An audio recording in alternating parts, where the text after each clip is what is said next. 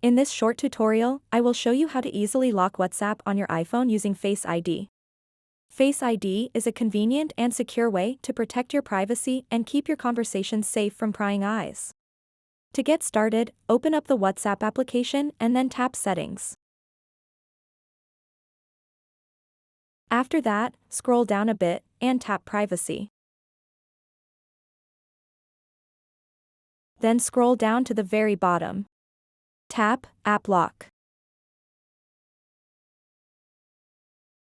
To lock WhatsApp on your iPhone using Face ID, simply toggle on this switch. Once you've done that, every time you open WhatsApp, your iPhone will scan your face to verify your identity before granting access to the app.